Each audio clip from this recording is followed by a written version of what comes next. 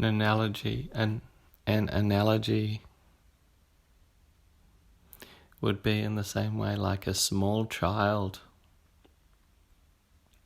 needs to be observed, needs to be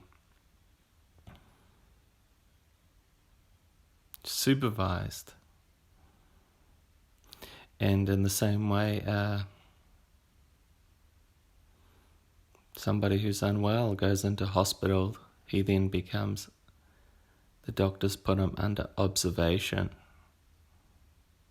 So in that same way, the mind is to be observed from, call it whatever you want, higher self, superior intellect, the witnessing presence.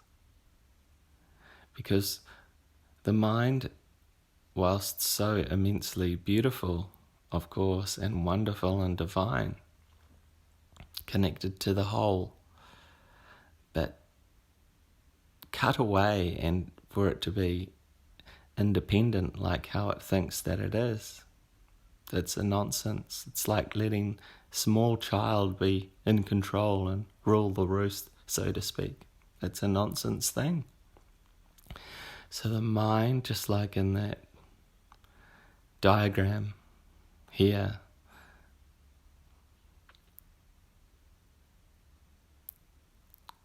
the mind is a part of the whole, but is not the whole. So when it's integrated, it functions in the most wonderful accord. But the mind on its own, when too strongly identified with, can never be in the present moment. And the present moment is that sweet spot that we are all looking for.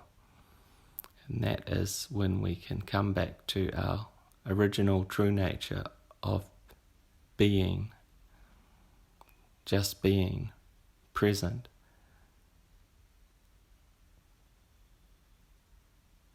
And the mind is utilized accordingly, tying a shoelace, driving a motor car, speaking.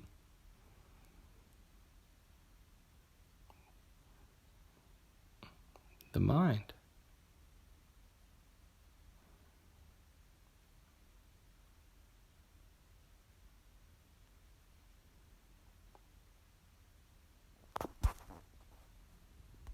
But to be able to achieve prolonged periods of an alert presence and alert awareness